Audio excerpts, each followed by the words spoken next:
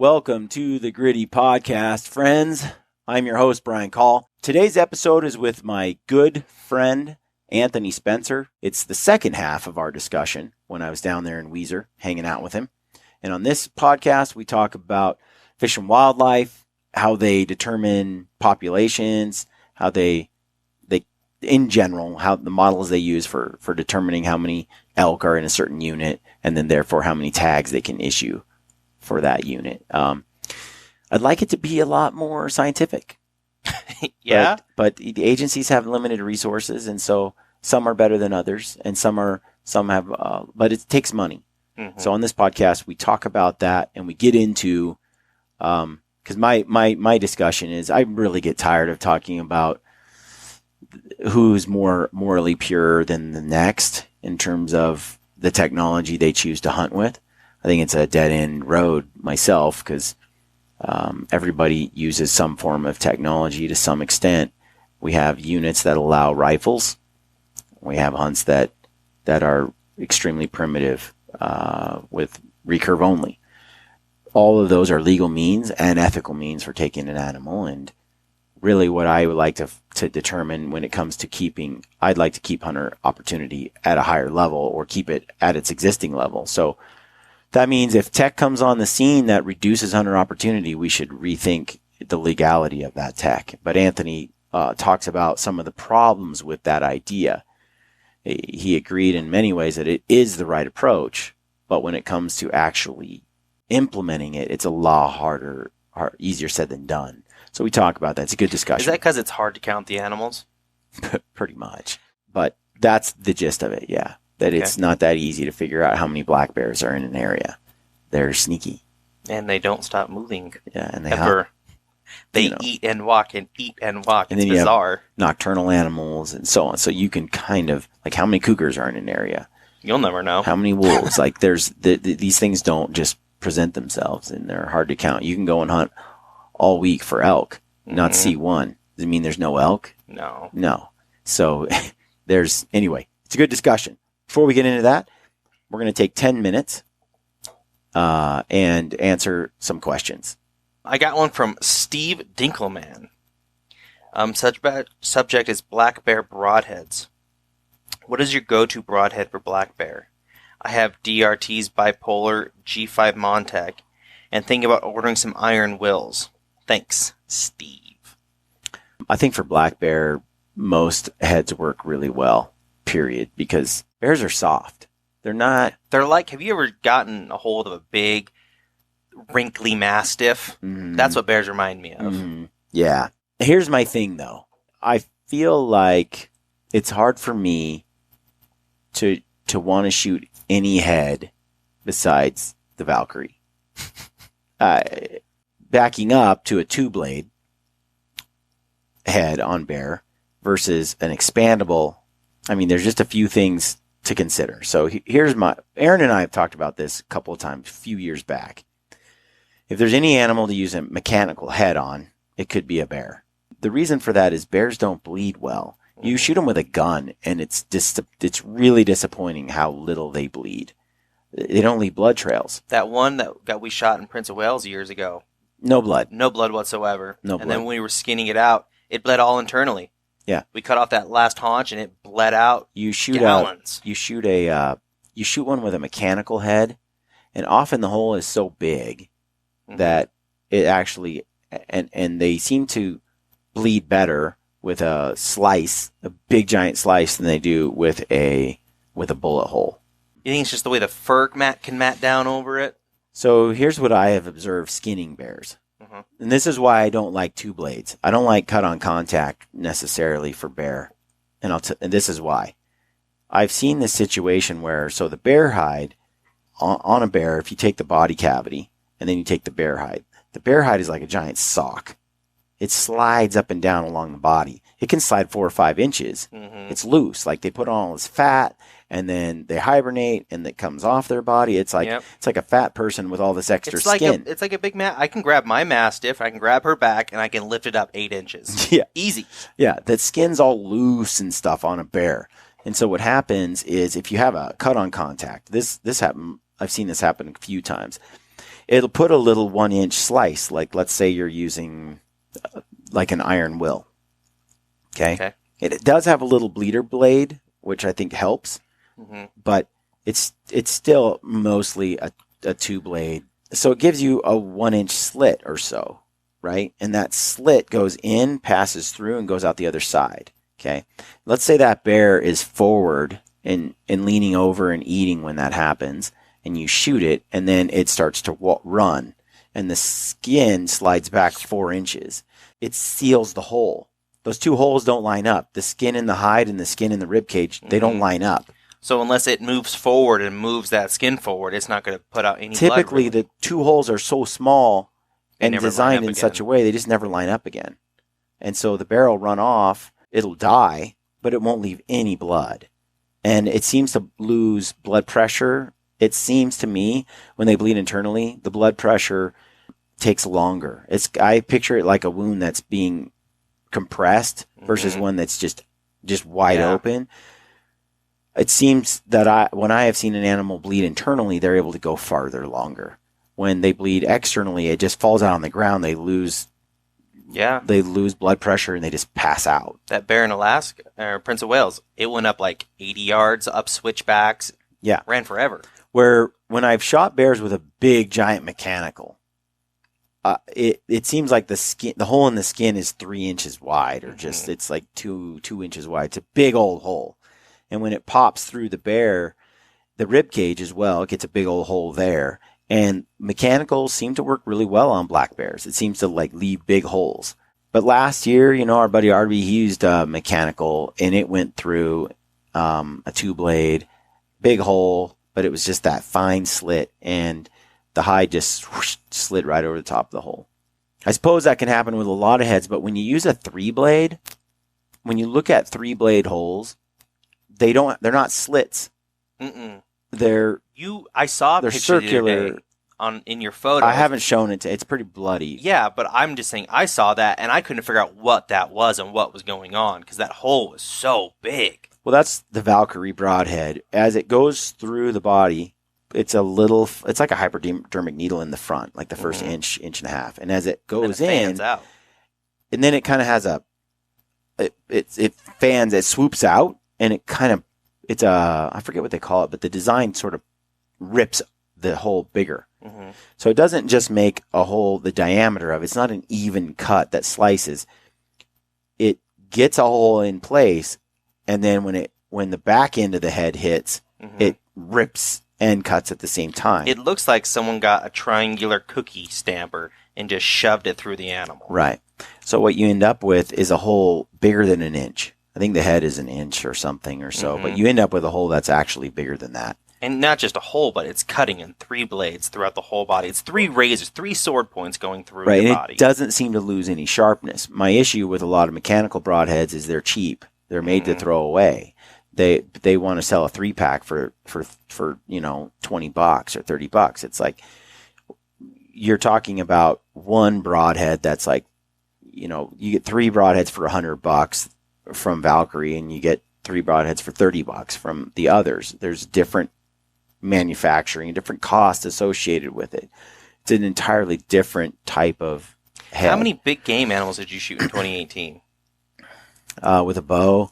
With your Valkyrie system. How many animals have I shot with the Valkyrie? I shot my bear in British Columbia. That went through it. And this is the other part I was going to talk about, is maintaining sharpness, like you said, through the entire length of the animal. And when you go through hair, that's one of the things that dulls the blade the most. Then when you go through a thick leather hide, that dulls it as well. If it touches bone. If it hits a bone, that dulls it as well. Then it has to go through the animal's body cavity and then maybe exit the other side, because it might have to go through the same process. Hide, hair, bone, exit. Again, a mechanical, to me, a lot of them out there, they're just not built to take that kind of pressure. They're not built to stay sharp through that entire length of the body. A lot of pass-throughs don't happen with a mechanical. They stop halfway through because there's so much drag.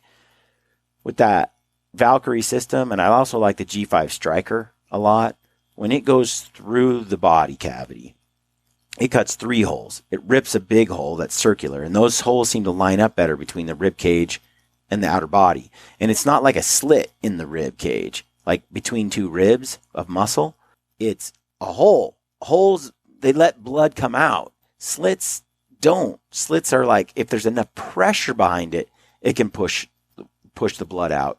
If you just have a vertical slit, it doesn't bleed the way a true hole bleeds.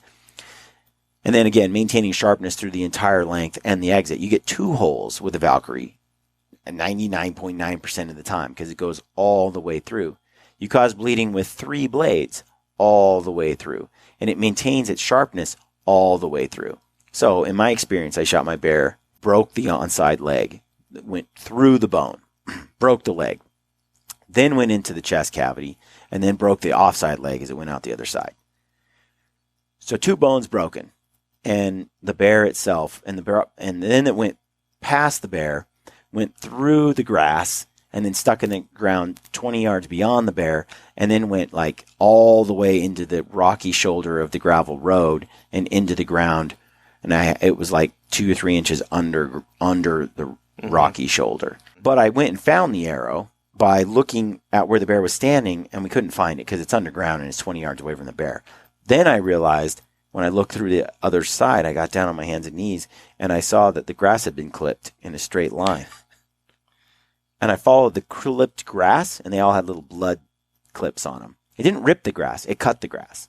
So after it went through the bones, the body, everything else, then it carried on through, cut grass, didn't rip it, cut it like a razor blade does, and then it went underground. And I followed the track of grass being cut, like someone took a little pair of scissors, went, and then I went over to it and I kicked the ground where it last went in, and then we found it like 3 feet beyond that in the ground. Keith filmed it all. I haven't actually posted that. I should post videos from that. We have a lot of videos we should probably post. Yeah. I'm a podcaster with video part-time. Yeah. So anyway, that head was devastating. Pulled that head out, nothing wrong with it, sharpened it, it's ready to go. Any head, like the iron will, I contend that if it hits a bone, 2 bones especially, it's not going to maintain its edge. It's not going to be able to do the same thing. Is it a good head? Yes. Does it compare to the Valkyrie? I don't think so. That said, I haven't shot it enough to say. Is it a good head? Yeah, one of the best on the market. Is it better than Valkyrie? No. That's my opinion. We can all have a different opinion. No, Brian. If you're not in my camp, you're dead to me. So I shot that bear. I shot the mule deer in Montana. Which was also a pass-through. Yeah, broke the onside rib. You shot it how far? It was 92 yards, which is a different discussion. But I'm just saying, from a good distance. From a good distance. Arrow loses momentum. You know, the further out you get, you're starting to lose some momentum. Yeah, that's what I'm getting at. So at 90 yards, it still had momentum to punch through both sides. Plenty, right? It's a 505 grain arrow with a 200 grain tip, more than 21% FOC. So it breaks the onside rib, goes diagonally through the entire body, and I've shown pictures of this as well, hits the offside leg bone of the deer in its thickest part and blows it to pieces like a bullet. You can hear it go smash and shatter, and the buck jumps and dies in like 3 seconds. Blood everywhere. Okay. So again, you have a hole. I don't know that a mechanical hits that rib. Does it fold? How much does it take on that hit? And then once those little tiny blades deploy and they start trying to go through the body cavity, how much momentum do you still have? Especially if it's a 100 grain head and you don't have a heavy FOC. And I've never seen a mechanical broadhead really break bone. Some are aluminum ferrules. They're not. They sure as heck aren't titanium. Yeah. And then as they go through, does it maintain an edge? And does it provide an exit hole? And if it does hit the offside leg, does it go right through it like butter? Or does it fold and stay stuck in the body cavity and not give you 2 holes to bleed out of? It's hard to argue. That performance is unreal. Anyone who's actually hunted and seen it, they just can't disagree. And here's the other thing. With that setup, I can shoot that head, which I did. The exact arrow I put through that deer at 92 yards, I shot that arrow at least 30 times that evening just before we went out. I shot 30 times into a Reinhardt 18-1 target with that same exact arrow, with that same bow, in the same conditions I'm hunting in, 30 times, and hit in the paper plate size at 90 yards. I knew going out there, I was dead on money, dead nuts, killing it with, like, I shot 3 different arrows. I knew that arrow on that bow with this release in this moment in time, it's on with this wind and this weather, I am drilling that over and over and over again. That gave me the confidence to go out there and actually take the shot. If I'm shooting an iron will or other heads, they don't sharpen the same way. I'm reluctant to shoot them into a target multiple times like that. So typically what you do is you practice with a few and then you screw your head on a bunch of other ones and you just kind of hope that they're on. Anyway. Did we talk about the Jagwax at all? That's another thing. When I do put the Jagwax on it that Brent makes. Not me, folks. Brent Hahn. Yeah, I get so much more penetration. We talk about that in the Valkyrie podcast I did with Brent. There are a lot of this you can see his theory behind it and why it's an incredible head. So then I shot what else did I shoot with it? I shot Big Sexy with it, and again that blew everybody away that was there. Like, you went coast to coast on him. Owen Wilson or Owen Murphy. He was like, "You wish." Yeah, he was like, "You shot through his entire body, like the whole length." But it went in right through above the back hip, went all the way through the gut, stomach, liver, diaphragm, lungs, and came out the offside shoulder. It was a perfect center punch through the entire body, and it shot through it like butter and then buried itself in the ground. Same with the 92-yard shot on that buck. It broke that bone and all that and still went through and then stuck in the ground. So that buck died in 3 seconds. Yep. The bear died in 3 seconds. Jumped across a log and killed over. The mule deer died. The bear died. The whitetail died like in 3 seconds. Did you use it in Kodiak at all? That's what I shot that buck with, but Kodiak. I hit him low. But that's one thing the Valkyrie, it makes them bleed. Makes them bleed. It's a big hole. It cut it was in the shoulder cavity. It was in the shoulder through the low brisket, just under the heart, and back out the other side. I don't know if I hit any arteries or anything important, but it was cut from the bone to the back of the shoulder. Again, it makes a bigger hole. It kind of pops a hole, and then when that deer moved, it just ripped a big hole. So much blood from that head. It's crazy. Like, if I touch my own hand with it, which I have a few times, I bleed for like 2 days. Like, I can't. It's just such a fine, perfect cut. Mm-hmm. Every can't teeny grip. capillary just gets cut, and it just wants to bleed. It's just like with such a fine razor cut. Shot your coos deer. And I shot my coos deer with it, and I hit it through the back rib, busted the back ribs on both sides. It's a small animal, super tiny. I hit it just a little bit far, just a little bit. That's a touchback. It's not a big target. It's a really small target. Another inch forward, 2 inches maybe, and I hit both lungs. I don't know if I think I might have hit the back lung offside, but it went through the liver, center punch the liver and the diaphragm. And that deer died in a couple minutes. It took a little longer. It didn't go through. It took a couple minutes. For a liver shot, it was fast. Because, they can live 4 hours on a liver shot sometimes, some animals. But again, it's a small liver and a big 1-inch hole punch through it. What else did you shoot? That's it. That's it right now. Every single one of those that have gone through and broke bones, that have gone through and hit dirt. I shot in tar country when I was in New Zealand. I didn't have a target with me, and I wanted to make sure everything was dialed. We found a rock bank, a dirt bank, and I shot my broadhead into it 20 times. What did your guides think about that? They were like, "How's this going to work?" But I brought this retarded American out here. But I shot it into the rock bank, dirt and rock, 20 times at least, and I just cleaned it off, and then I sharpened it, and it's good to go. Amazing. And it didn't break. Didn't break behind the head. It didn't.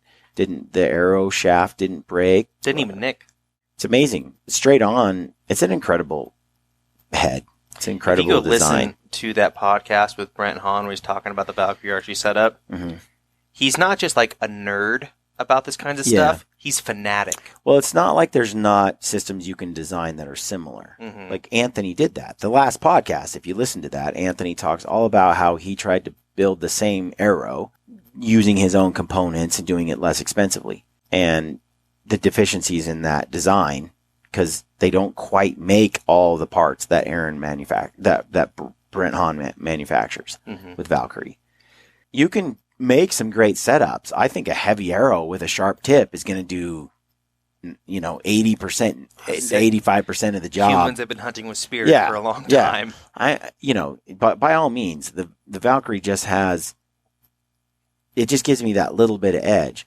I watched a video last night where there was a bull slightly quartering two, and the guy didn't want to shoot through it and try. He's worried about the meat and the shoulder and the bone and everything. With my 505 grain arrow with the Valkyrie tip on it and the way I've seen it perform, I have confidence I can punch right through that. So we'll see. Time will tell. But I'm confident I can shoot right through an elk on those shots. And most people are like, didn't have a shot. There's no way. I watched Zach Bohe not get a shot on something. And I'm like, yeah, I'm taking that shot with the Valkyrie. No question. I've seen it do too much now. When it comes to ethics, using gear that can do the job is part of that, right? If you're going to sit there and use a mechanical, you dang well better aim at a broadside shot, period, in the lung area. If you're going to take one on a bear hunt like that, that's your option. You don't get other angles, really, to choose from. That's where this is freedom. This kind of setup is freedom. You can do a lot more with it. Like I said, with Big Sexy, I didn't worry about what I had to shoot through. You were aiming for the exit hole. I was aiming for the exit hole. That's cool. That's it.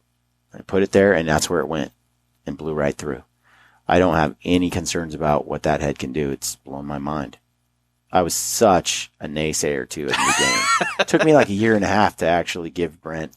People don't know this, but I was at Brent's house with Joel Turner hanging out, and he was telling me all about it long before I ever did the first podcast with him. Then when I did the first podcast with him, you can go back and watch it. Aaron and I are like, okay. Yeah, it sounds okay. It took me a long time, but came around. I'm full send now. Aaron used it. He was on the podcast a little bit ago. Snyder used it on his cougar, and I believe he broke both bones in the cougar's legs with that. Jeez. And cougar bones are substantial, and he said it blew through the legs and exploded the bones like a 50 cal. And those are his words. And the cougar, you watch the video, go to his Instagram. It's on Aaron's Instagram. The cougar gets shot, jumps out of the tree, and is dead. Like dead. It just falls. It was the fastest kill I think Aaron said he's ever seen, like 2 to 3 seconds. And It blew through both bones. You do that with just a regular arrow, heavy with an iron will, I'm not seeing the same performance. I'm just not. It's still a phenomenal head, and for what's on the market, I think it's a great option, but the other head that I like is the G5 Striker. I've had great success with that. I like the slick trick, but the bleeding and the sharpness and the versatility of the Valkyrie is next level. So that's what I'm sticking with. My 2 cents.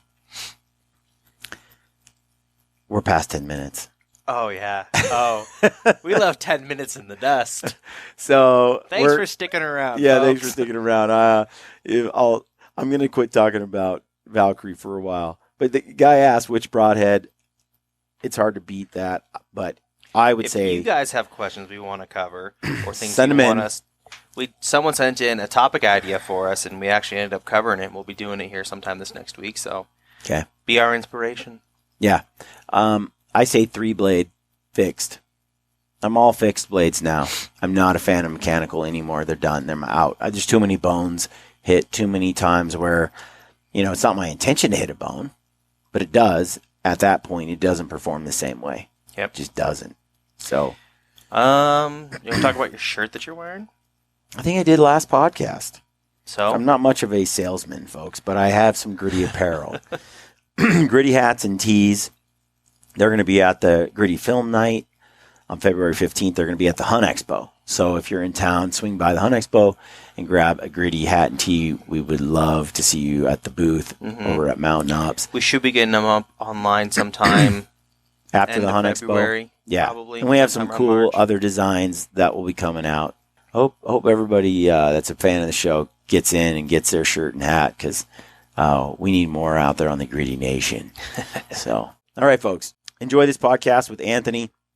I would love to get your comments on it, hear what you think about how wildlife is managed, hear what you think about our thoughts on technology, all of it, everything we discuss. Leave us comments on YouTube, leave us comments on Instagram, send us DMs, send us emails. Go to briancall.com, sign up for our email newsletter. We haven't actually sent one yet, but we are just about to launch that. And in that, we'll give you deals, discounts, information, shows that have been up, the topics we discuss, all that stuff. You can just kind of open that email each week and see if there's anything there that inspires you or interests you. Sign up for that. And as always, we appreciate all your reviews on iTunes and all your support in every way it's given. Anyway, I do want to plug the Moose film. It looks like it's called Untamed. It's a pretty sweet film. We're getting ready to show it at the Hunt Expo. But I think we might actually end up showing it at maybe some of the Total Archery Challenge events. If you guys like that idea, send us a note. There's a couple other places we might show it, so let us know what you think. If you'd like to see it, I have another film that we're going to come out with in March that I'm real excited about, which is the Kodiak Sitka Blacktail Hunt. And then I have a whitetail film from Texas that is pretty legit that we're going to try to show at TAC as well, or something like that. So anyway, look forward to sharing those films. And we'll do another open season, and I'm not sure when to launch that. But we have some sick footage from Prince of Wales. We have some great stuff, all of it. So stay gritty, friends. Enjoy the show. Welcome to the Gritty Podcast. I am your host, Brian Call, and I am here with my buddy Anthony Spencer. And Anthony is it game and fish and wildlife? Fish and wildlife officer in Oregon. State trooper. You were like a traffic cop for a long time. Worked for a city, for a long time, for 10 years, for city police department. And you were listening to a podcast that I did recently, and the actually a few, not just one. Well, so Anthony is the person that actually keeps track of stats, facts, and details in a way that does that make you feel bad that means you don't keep track of facts? You know, I what I do is I have a general idea. True. Like in my mind. So Anthony and I will tell a story, and I'll say a couple years ago we were here, and it'll be 5 years ago, and somewhere else, and I'll feel the need to correct you. Right. And I'm like, who cares where it was or when exactly it was.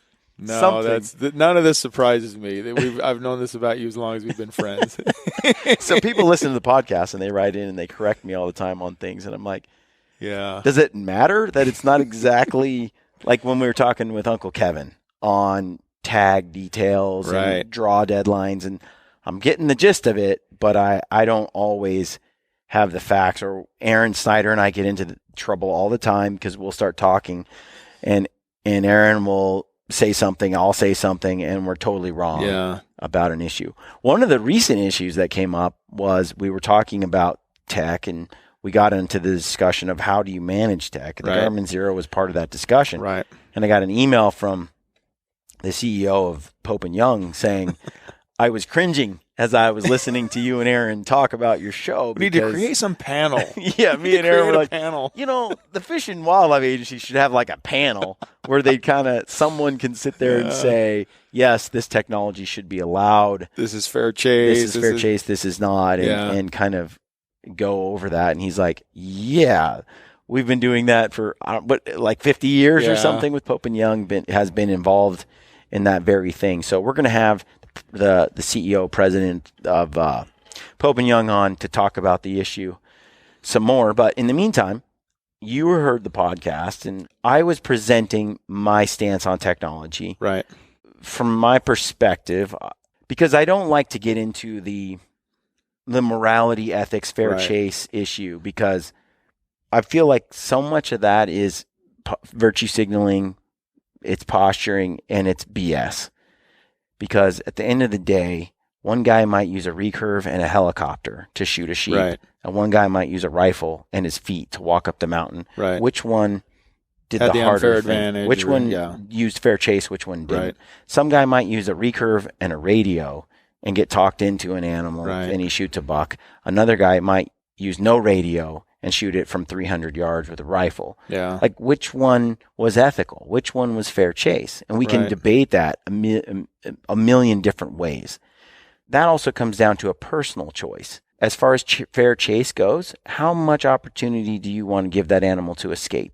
Yeah. Because you could hunt barefoot and in a loincloth and use a spear at some point. And for you, that gives the animal the greatest Right. chance. Where do you draw the line? And for Right. another guy, it might be, a homemade bow and arrow, and he wants to hunt with boots. Yeah. Okay. Boots. Yeah. Oh, it's crossing I the know. line. It's very, very cutting edge. But we had things like OnX Maps Yeah. and Google Earth and all these things that give advantages. We're kidding ourselves at the end of the day when we talk about giving an animal a fair chance to escape. We have enough technology now with night vision and thermal imaging and other things where if we wanted to employ it, we have an advantage. Yeah. All I was saying was let's not dive into that rabbit hole because it's personal. We have seasons set up for individuals. If you want to be a guy that hunts really primitive, apply for this tag in this area. If you want to be a guy that shoots 2,000 yards with your rifle, Right. apply for this tag in this area. And then within those rules, like with each state, follow their laws. Let's ignore all the arguing over this and fair that. chase. Yeah. And let's focus on hunter opportunity. So that's the kind of the key phrase that I've been hearing. When I say a few podcasts that I listen to, that's to me as a listener, that's what I've heard you kind of on the bandwagon of opportunity. Right. And by the way, I'm with you on that. I agree with that. That confuses people though. So describe hunter opportunity. Yeah. So this is what I'm hearing. So in a perfect world, if we could manage our wildlife herds, and by the way, I am not a biologist. I don't have a biology background. I do work hand in hand with them frequently with my job. So I get a glimpse, a little bit of an insider's glimpse. You're the a-hole that writes the ticket. Yeah. Pretty much. So I get a little bit of maybe an insider's glimpse into what they do, at least in Oregon. I can't speak for too many other states. But what I was going to say was, in a perfect world, we know how many female deer there are in this unit. We know how many male deer. We know what the fawn, birth rate is, what their survival rate is. And we know all these facts. And you know what the harvest percentage is. And we know what the harvest percentage is. And so we can make perfect decisions. Per season, per unit, per Right. Per that weapon. would be a perfect world, right? Mhm. The only thing, while I agree with you on hunter opportunity, should drive most of our decisions, right? Right. So, for example, if you issue 1,000 tags for a September elk hunt in XYZ unit in Idaho, okay, and there's 1,000 tags for that, new technology comes into the market and is used, and now harvest rates increase to the point where, okay, we can't give out 1,000 tags anymore. We got to give out 600 tags. Right. We have now gone too far in the technology we allowed, and we have reduced the opportunity for hunting by making the tech, allowing the tech and making it too easy. So therefore, I say pull out the tech. Yeah. Like roll it back or don't allow it in the first place. That's a decision totally fine. That's where Aaron and I were like, well, we need a panel, right? That sort of, or somebody that is involved in that process to help decide which tech should come in and out and when it should be allowed. But the premise, the basis of whether it's allowed or not should really hinge on harvest rates, which is the inverse of hunter opportunity. Right. Lower harvest rates means more tags. Yeah. Higher harvest rates means fewer tags. Right. And one thing, I know this is very basic, but I do hear comments every once in a while that make me want to reiterate the fact that they don't give out 1,000 tags in your example because they can allow 1,000 elk to be killed, right? They know they're counting on a long history of a success rate to say, well, this is how many tags we can sell over that amount. Because obviously every state wants to sell the most tags they can. That's how they fund their budgets of wildlife, right? So if they dish out 1,000 tags in a archery season, let's say. Yeah. Let's say they've had a 20% historical success rate, and that's what they want to maintain. So they're killing 200 animals out of that unit every year. They go, well, that means we can sell 1,000 and still kill our 200. Now, if we think we can kill more, then we can sell more. If 200 is too many, well, then now we have to reduce those tags because 20% of those tags will be filled. So a lot of times you can't really say, some people will say, well, they give out this many tags. That means you have the right to pursue that. But they're counting on 80% of you not failing. 80% of you failing. They're counting on the failure rate. And a certain percentage of you wounding and killing animals and not bringing them home. And that's all done through their herd counts. Now, the only thing I've kind of thought about as I've heard you talk about hunter opportunity is the fact that, like we were saying, in a perfect world, we know all these hard numbers. The fact of the matter is, from what I've seen, we don't, right? Biology and wildlife management is very much based on models. And again, I'm not speaking for every state and every area. I'm just saying from the little bit I've seen, they base it on models. So, for example, what I mean by that is, let's say I'm going to go do a herd count, a postseason herd count in one of my desert units here in Oregon, right? Well, a lot of times what they'll do is they'll drive a specific loop. And that is the same loop that they drive every year. Now, does that loop take into account the animals in the whole unit? No, it's just a small sample of that unit. But as long as they drive the same loop every year, they're getting the same sample every year. In theory. Yep. Right. Yep. And so then they just apply through models, previous models, they'll apply the numbers they get from that little loop. It might be 1% of that unit that they covered, but they're going to apply that to the unit as a whole. Right. And so now what happens if I drove that loop this year and the animals, because of weather or pressure or livestock or some other factor, moved those animals away from that loop? Now my numbers are skewed, right? And they're not really accurate. Maybe I didn't see animals because they were a mile too far. Maybe the opposite happened. Something pushed them into that area. Now I see a whole bunch of animals. So then they just balance them out over a span of years, right? So they can factor in for anomaly years like that.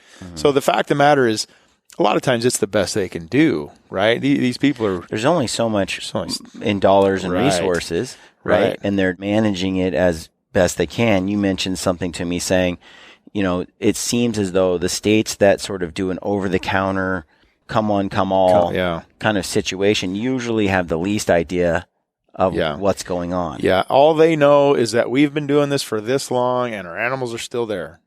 And they do their herd counts, and I'm not putting them down, by the way. Right. I'm just saying it's a different philosophy, like Idaho, for example, very well known for tons of over-the-counter opportunity.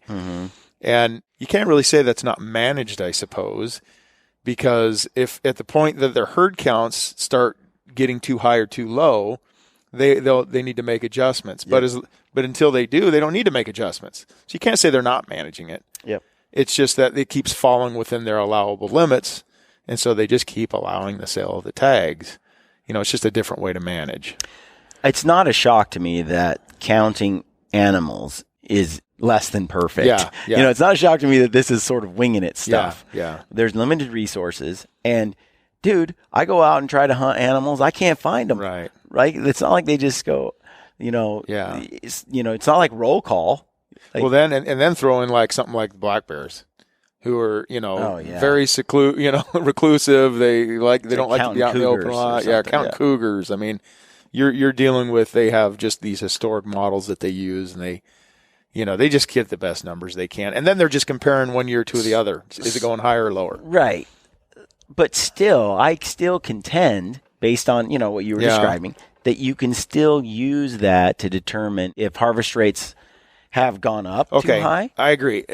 So was my other thought. I'm glad you brought that up. So the problem then becomes, in my mind, how are you going to isolate changes in these models from year to year? What caused the success rates to go up? A piece of equipment? Like, was it the zero? Yeah, was it the zero? Was it the Onyx maps? Was it the better optics? Was it the what was it? Unless you were in a completely controlled environment where you could introduce them one at a time, how can you say what caused that change? My response to that was, I don't really care what tech they restrict. Yeah. Just start restricting it until the numbers are right again. Until you have more tags you can give away. Yeah. And if you want to start with the 0, by all means, start with the 0. Yeah. That'll probably make some people upset. But the whole point of having a primitive season is to make it so we have lots of opportunity. Right. And so maybe you take the 0 out of an area, which will probably break Garmin's heart. But at the same time, it's like, okay, maybe then you don't see harvest rates are still high. Yeah. So you're like, wait a minute. That didn't help. Okay. Yeah. We're going to do this now, and we're going to do that now. Now you cannot use radios. You cannot do this. You cannot. And just roll back some of that tech so that you can maintain those units that allow for that. And I know it's a touchy situation because you give people stuff and you say, you can use a rangefinder. And then 2 years later, you're like, you can't use rangefinders anymore. That makes the public angry. Well, right. And the other thing, again, having a little bit of insider's view to the process with which the Fish and Wildlife goes about changing things, it's like any government entity. Change is slow. Yeah. Like it's slow. It's hard. It's, how long did we take to get lighted Knox allowed in Oregon? And then you've got Idaho that still doesn't allow them when there's really nobody can make the argument that they're going to affect these increase harvest rates. Right. And so the thing is all these states are so slow to change. And so again, under your example, hey, we tried this, it didn't work. Let's put it back in and let's eliminate this. It just doesn't happen. It's just not the reality of how our governments get things done. But how else do you determine if tech should be allowed or not allowed? So laws, we don't have laws that allow things. We have laws that don't allow, that restrict, right? So a lot of times I'll get calls from people who say, hey, I don't see in the rule book where it says I can bait deer or elk. This is Oregon. I don't see where it says I can bait deer or elk. I'm like, well, that's because we don't have laws that tell you what you can do. We have laws that tells you what you can't do. We have a law that says you can't bait bears, right? We don't have a law that says you can bait deer. So therefore, because there's nothing restricting it, you're allowed to do it. Right. So when you're talking about just restricting some of these things, and I agree with you 100%, like I don't like to get into the weeds with you think this is okay, I think this is not okay, he thinks it's terrible. Becomes one guy's favorite tech right, over it's just one guy's favorite tech over another. I'm totally with you when it comes to, is it reducing opportunity? I don't care if I want nothing to do with a certain piece of equipment. I could care less if you want to use it. Yeah. As long as it's not affecting the whole. But it would be tough. It's going to be tough to isolate those things. It's tough to give and take away. It's tough to enable change. The other thing I want to throw out is I wish that wildlife laws were or herds were managed based on biology alone. But we know that is not true, right? It's based also on social factors. And economics. Right? And I hate the social. I'll give you a good example. Here a few years ago, and it's come up several times in the years I've been here, we get a push from groups that want a limit on crappie. Again, I'm no biologist, but from every biologist I've talked to, crappie populations are cyclical. They cannot be affected by catch. So when they're high no matter how many you take out. When they're low no matter how much you restrict it. And so you can't, they breed by the millions, right? And so there's never been a limit on crappie. But we get this push every few years that, hey, we want to limit crappie. It's just not right that people are leaving with 7 coolers of crappie. It's just not right. It's fine that I left with 2, but it is not right that you left with 7. Right. Right. But the thing is, they can't just ignore that, or they don't. I mean, we take social factors. It basically becomes a social problem. Right. It is not a biological problem how many crappie are there. They go up and they go down based on their cycles, not based on catch rate. You don't manage it based on biology. You manage it based on public opinion. On public opinion. With a lot of these things, unfortunately, I don't like that. That's how predator management is handled. Exactly. I mean, there's not a state agency really on the planet that would be against having, because they're biologists, that would be against having a mountain lion season with a certain number of tags, with a license, and with dogs. Yeah. But it's a public opinions thing. Right. What? Yeah, really. There's no biological justification for not hunting grizzlies in British Columbia. Yeah. Or not hunting cougars with a dog. That has nothing to do with the health of the herd. No. It's just the tool at which you manage it. Yeah. But we change those for social reasons, unfortunately. And I think for economic reasons, I see, a lot of tags issued, I feel, for hunts where they can sell those tags. Yeah. So they issue them, and they may over harvest some things because they're really not. They want the revenue. And it's a short-term gain with a long-term impact. Right. Yeah, because really, if a hunt is just really not good to have, eventually that's going to come out. People will stop going. Yeah. Mm-hmm. Yeah. I also see the flip side, though, to where I get this from the hunter's perspective a lot. They feel like they drew a tag and they didn't see the animals they wanted, and now that is the Fish and Wildlife's fault for selling them that tag. You know, when they really didn't do any homework at all, they just saw, it takes a lot of points to draw. It must be phenomenal. You know, I get that a lot in my area. We have a hunt in my area that's one of the hardest hunts in the state to draw, and you know, there's some big bucks killed out of there occasionally, but it's not. It's not. You're not seeing very many deer on that hunt, and people get mad. I mean, they get mad. They feel like the Fish and Wildlife just really kind of screwed them over. Right. You know, because it takes 14, 15 points to draw. I should have seen a buck around every bush. If it's in demand, though, it's in demand for a reason. Right. You know, right. I experienced the same thing even this year. We were in Idaho and Montana hunting elk over the counter in both states. And we would go hunt and see a bunch of bulls and, you know, see things, come back, talk to guys who went out all day and hadn't seen anything for 3 days. Mm-hmm. And vice versa. Guys that were calling bulls in and flinging arrows like 3 days in a row, and we hadn't seen anything. Yeah. And we're hunting almost off the same roadside area. Right. And the animals are where the animals are. Yeah. But you can go to the same place and have a completely different hunt than another person. Yeah, for sure. And some of that's just willingness to work. But I think the tech thing it's a challenging issue. Like I said, I'm perfectly okay with restricting tech to ensure hunter opportunity is safeguarded. That can be determined in a lot of different ways. What I don't like is when you have technology that reduces animal suffering, that allows a person to be more accurate, probably to wound less, most likely, to like a lighted knock to ensure a better recovery, a more likely recovery. When I see that type of technology being shut out, that's when I get a little frustrated because I feel like it's a responsibility to the animals. Yeah. You know, it's a responsibility in terms of ensuring a quick and ethical kill, and the recovery of the animal you took. You know, how many states do guys wound an animal, you know, they shoot it in the liver, let's say.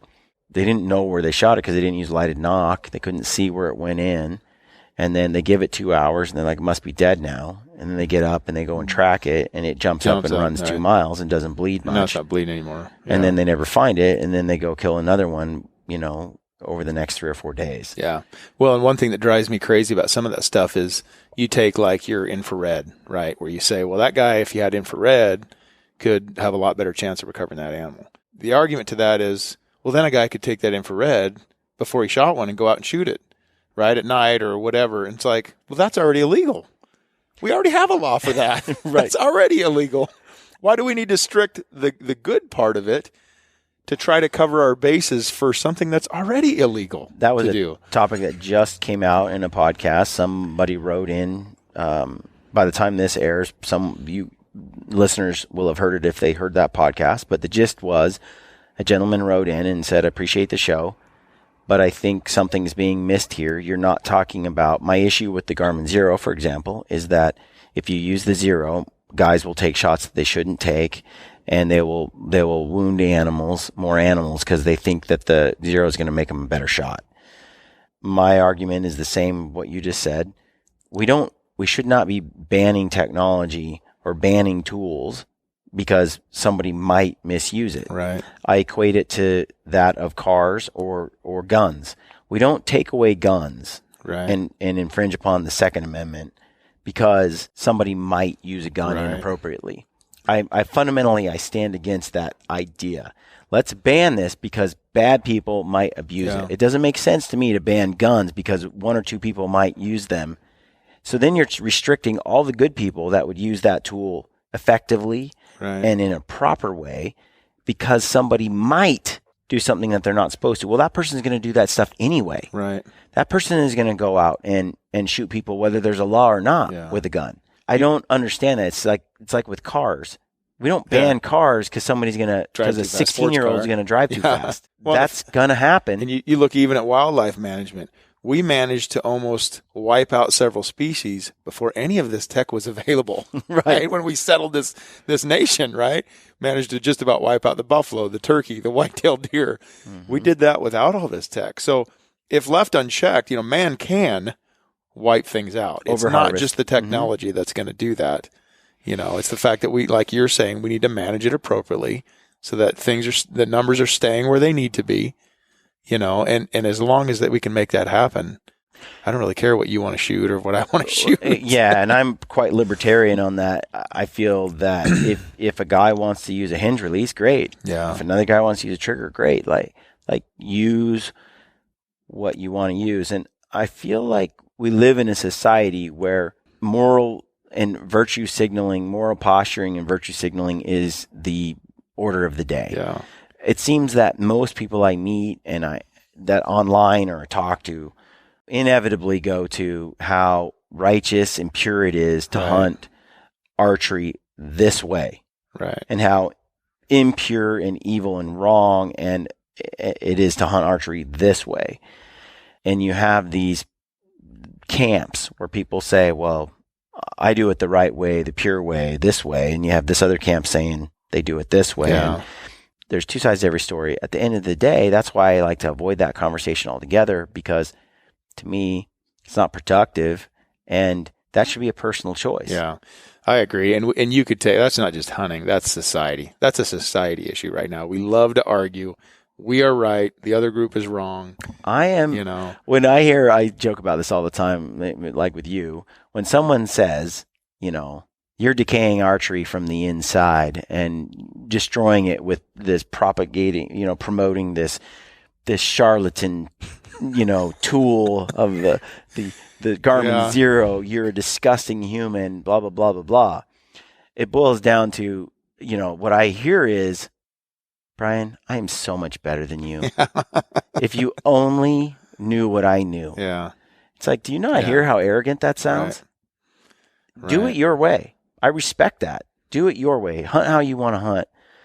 If someone else wants to hunt a different way, I'm reading the book by Jim Posowitz on fair, Beyond Fair Chase, and it's just a little tiny book, and I'll do a podcast on it really soon. But that book talks about what fair chase is, and I'm just getting into it. But so far, the gist of it is pretty simple, and that is that we need to respect the animals we hunt.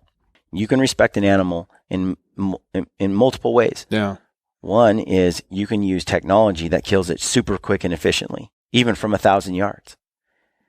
Or you can respect the animal by giving it a great chance of escape and using a wood bow with stick arrows. Yeah. They're two sides of the same coin. Yeah. Which way do you want to respect the animal? And then in between that, there's a spectrum, and everybody is a little different on what they feel is the right way. But the book sort of posits at the end of the day, the big issue is this: do you respect the animal? And as long as what you do is perceived as ethical by the public, conservation, hunting, and the future of hunting will still be protected, and therefore our wildlife. So at the end of the day, it's how the public perceives us. Does the public give a dang if I shoot it with a zero? They don't even know. They don't care. They don't see that as evil. They don't see it as bad at all. Do they care if I shoot it with a recurve and a stick bow? No. Do they care if I shoot with a rifle? No.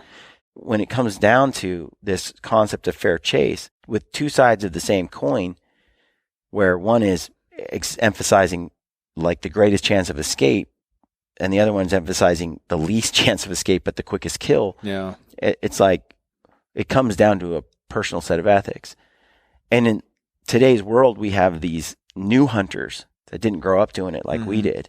And for the life of them, they kind of understand some of this. They're like, go out with a rifle, shoot it. Who cares if it has horns? It's all about the organic meat. You know what I mean? And then you have us over here like, posturing and primping our hair and flexing our muscles because we did it with XYZ weapon, Right. and this thing is like at least 9 years old and Boone and Crockett. These other people don't even relate to that discussion. No, they don't get it at all. Yeah. They're like, how impractical is it to go out and spend 2 weeks or a month trying to shoot it with a stick and string? Just get out and get it done. Bring your meat home. Yeah. I'm going to meet with Pope and Young and talk to them a little bit about this further. But basically, from a fish and wildlife perspective, it's not as black and white. It's not as easy as it seems on a piece of paper to understand animal populations and the effects that certain tech is having on those populations. That's not an easy answer right there. I was thinking about when you mentioned Pope and Young, I was thinking, because when you talked about this panel before you realized that Pope and Young had been doing that for years, I was thinking, would we really as a society, knowing how much we love to argue and how much we love to be right and, to point fingers, would we accept the ruling of any panel? For one, I don't think the states would. For some reason, states like to have their own independence, right? But number two, would we? But then, when you brought up the Pope and Young thing, and I was with you. I forgot. I knew that. I didn't think about that at all when you were talking about that. I'd forgotten about Pope and Young doing that. And I thought, really, have I ever strongly disagreed with Pope and Young? I'm not a very disagreeable person anyway. We've already talked about that. If you want to do whatever you want to do, as long as it's legal and it's not, But I don't know. I don't know that the industry as a whole has taken offense to what Pope and Young has ruled. I think they've been pretty accepting. Well, and I know like in Colorado, the Colorado's Bow Hunters Association has a strong impact on what's allowed and what's not allowed. Like, I think there's local agencies or local clubs that have a strong voice in each state, right? And I think that Pope and Young is national and has some voice, and then they probably have local groups that are part of that. Chapters. So that's true. And I think there are these sort of panels that do exist, and I'll learn more down the road. But would I be upset by their rulings and what they decide to keep in or out? I know in Oregon, there's a body of bow hunters association of some kind that's like anti-lighted nocks. Yeah. And has been kind of, if they gave it the green light, then the state would likely just do it. For the most part, just go out and hunt and have fun. Yeah. Let's say they do make it illegal. Here's my thing. I enjoy the Garmin Zero. You and I shot it today. Yeah. I love it. It's fun. I got to admit, I'd shoot one if it was legal. And being able to have a lighted nock set of arrow profiles, aiming profiles, and then having one without, and then having one with a different weighted broadhead, having a whole different arrow system, having one set up for different releases and different arrow combos. Like, it allows me to have one bow, but have 20 bows in one. I can land from an airplane trip or a long car ride, pull my bow up, it's not quite on, couple adjustments, and that thing is dialed from 0 to 100. Yeah. So I like it for so many reasons, let alone the range finding piece. But if I am being honest, I want to go to places like Wyoming, Arizona, Utah. I actually find myself choosing states where the zero is legal. Oh. And if the zero is not legal, I'm like, and I have two options, I'm going to go to the state where it's legal. Yeah. If all things being equal, I'm going to go where the zero is legal. I could see as people get to using it and having it be a more prominent part of their archery arsenal, I could see some people making that choice, and therefore states losing, participation because a guy decides he wants to use that tech and they don't allow it. Now, the thing is, right now, states aren't going to feel that because what is the percentage of the archery population that's going to even afford? It'll be interesting because we'll cruise the Total Archery Challenge this year. I'll go to many of those events, and I think I'm going to show a film at some of them, a gritty film, have a night, or something. I'm not sure. We're going to see if we can work that out. But either way, I will be there, and we'll see how many are, in use. But talking to the bow shops in Utah and states where it is legal, they sold a lot. They sold a lot of them. They sold a lot. So it'll be interesting to see what that does in the next 5 years, 10 years. Yeah. Well, I'm sure it's going to catch on. I mean, it's causing a lot of argument and contention right now because it's new. Yeah. That's going to calm down. Yeah. People, I agree. It's Just like any like- other kind of tech. We grow Just to like when accept it. rangefinders first came out, Right. people were like, I'm sure it was the same with compound bows, probably. no, I actually talked to some old timers that were saying that Pope and Young didn't even accept anything into the That's right. books that was a shot with a compound. It didn't That's count. unfair. That didn't count. That was too much tech. It was not considered a bow kill. When the reality is, anybody that killed one with one of those old compounds was a stud because They were that's worse not than a easy to do. recurve. Yeah. Yeah, Yeah. So it's kind of interesting because now Pope and Young accepts, yeah, compound bow entries. It's in fact 90% of, I think some 90+% of all archery hunters use a compound. yeah. So you're talking about a complete flip. Compound bows are far more advantageous Yeah. than a recurve is. But we still have a lot of hunt opportunities. I can still go like I did last year to many western states, buy a tag over the counter, Right. and be into elk every day. Yeah, Why am I complaining? yeah. Is there for anything sure. else I've said recently that needs to be corrected? I list don't want the is whole really list because long. number one, anytime you say something about me, I feel like I need it. Either you've embarrassed me because you're too kind, or you've embarrassed me because I think you're totally wrong. One way or the other. You and but- Ben both have a. yeah, Ben tried to get on a. I just edited out. yeah, all of I it- know. all Yeah, of yeah, his yeah. I'm sure you corrections. just cut me. No. Nobody wants to hear that anyway. When you did mention some traditional bow hunts in Oregon, you missed the ball a little bit on that. You missed the ball. Did I? I've always, just so everybody knows, I've always offered to Brian, feel free to call me before you Which go on we the are show. going to start doing actually. And so I can make sure you don't say anything wrong. Which, by the way, well, go ahead on Okay. this line. you did want to know what was upcoming, though, right? Yeah. So anyway, there are a few things that are maybe a little under the radar for some people. I know, there's some great, tag services out there, Epic and Hunt Fool and Go Hunts and all this. Cabela's and Right. So there's a lot of information, but some of them that fly under the radar a little bit are the Oregon Spring Bear deadline is February 10th. So that flies under the radar a little bit. and that's a good hunt. Oregon's got really good spring bear hunting. Yeah, that gets overlooked quite a bit. I advised you and Ben both last night on some ways you can really get your kids involved for not much money on an out-of-state bear hunt in Oregon. I don't know. Do you want any more information than that, or just the fact that they can look into that? Folks, look into it. Look into it. It's got some great. It's youth always tough opportunities. because you want to give people tools and Right. opportunities, but then that will encroach on your odds and yeah, your opportunities. right. So I get, Yeah. trust me, I get hate mail all the Yeah. time because I've exposed some. Yeah, I'm sure I'll get the wrath for this too. And then Idaho's spring bear is coming up February 15th. But again, Idaho only has a couple spring bear. But you draw might as hunts. well, if you're going to hunt here anyway, or if you have another. The way I feel about Idaho is because it's a straight up lottery. Right. Which I hope they never change, by the way. Yep. I love that they have that. If you want to hunt moose, probably in the state, in the nation, your best chance is Idaho. Oh, for sure, yeah. Probably any of the lifetime. The Goat, any of it. bighorn. Some of those are as high as 25%. There's or higher odds 40%. than that. Yeah, there's higher odds than that. It's Odds of drawing. moose tag. Yeah. Yeah. So Not the sheep and goat, but moose. moose. But still, sheep and goat are probably among the highest in the nation, again, because it's a straight up lottery. And You have to choose one. and because you have to choose only one, and when you choose one, you cannot put in for deer, elk, and antelope. Yeah.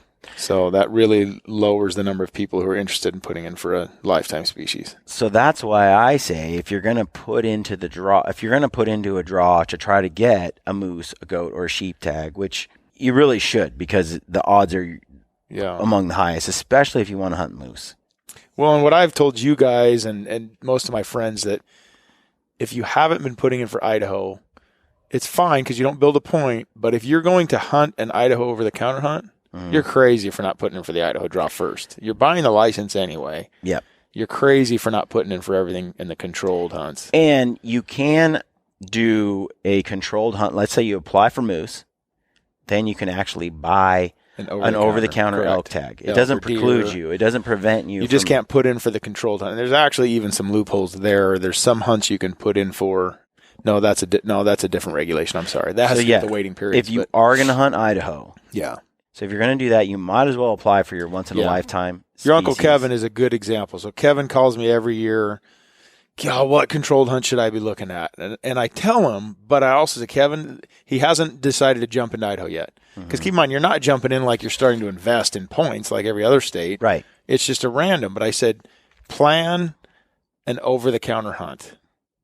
And then when you plan that hunt and you know you're doing it, then put in for Idaho. Right. For the primo That's why tags. I liked New Mexico for a long time. But then they just turned mean on non-residents. Right, that's right. And so it's the same situation, but they just allocate so much of their tags to residents only. Yeah, and then guided non-residents are weighted, and so it just sort of it lost its appeal. And Idaho has a limit on non-residents too, but still, everybody has a shot. Much more forgiving. Well, a couple years ago, Jason Phelps and Charlie's wife drew 3 tags in a unit that, I mean, I can't imagine one non-resident drawing, and they drew 3 of them. Yeah. So it happens. It happens. And that's where I say, like you said, if you're going to come down here on elk, you got the license anyway. Apply for the once-in-a-lifetime kind of species like the elk or the sheep, or the moose, sheep, or goat. And then in addition to that, you can do the spring bear. Yeah. In addition to that, you can do the spring bear. And you got and fall even bear though tags too. It's a tough one to draw, you might as well. Yeah. Because really you good bear already hunts. are invested anyway. Yeah. And then you have that license. You can always go on. 99% of the state is over the counter for bear. You have a sweet draw bear hunt, though. Yeah. A couple of them. We have the 2 of them. Yeah. So there's Those that. are 3 things coming up. Arizona's on February 12th. February 12th for Arizona. Antelope and elk. For antelope and elk, yeah. And then you got Utah coming up. What did you think of that podcast that I did with Kevin where they talked about the archery elk opportunities, the late season archery elk opportunities? So I know I have a good friend who drew a late season archery elk tag on accident. He thought he was putting in for the early tag, the rut tag. Oops. Now they offer that mulligan program. Yeah, this is before that. And this guy is a good hunter. He's a killing machine, hunts really hard.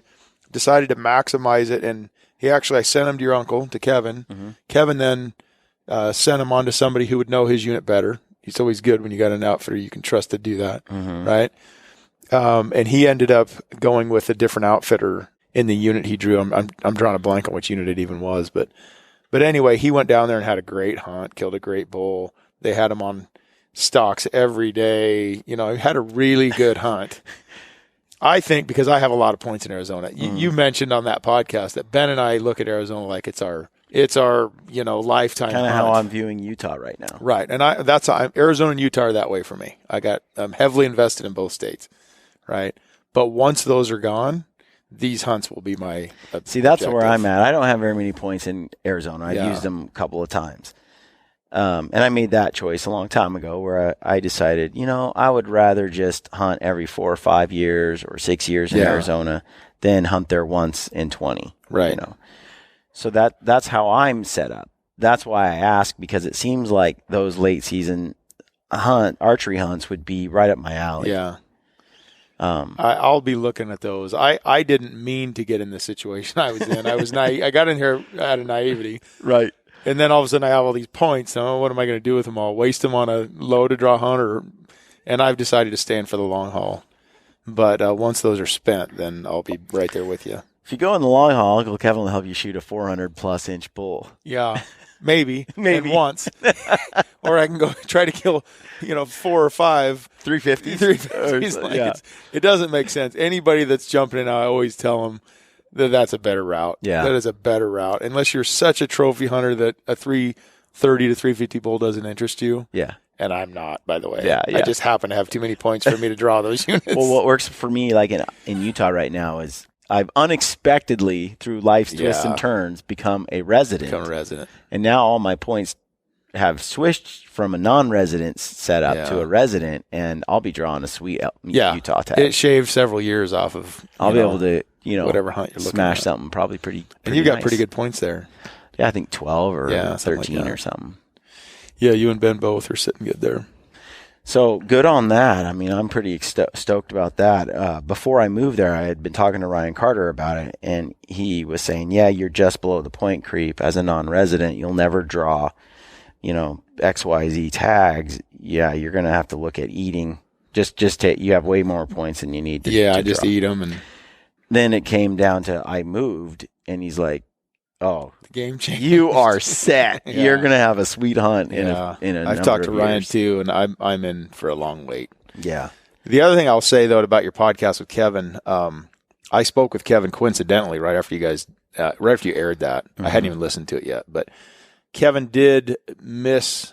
He had a little bit of a miss in there when he talked about buying an Arizona license and putting in, and I believe what he said was that license has to be valid through the draw. And that's actually incorrect. It has to be valid through the last day that the applications are accepted.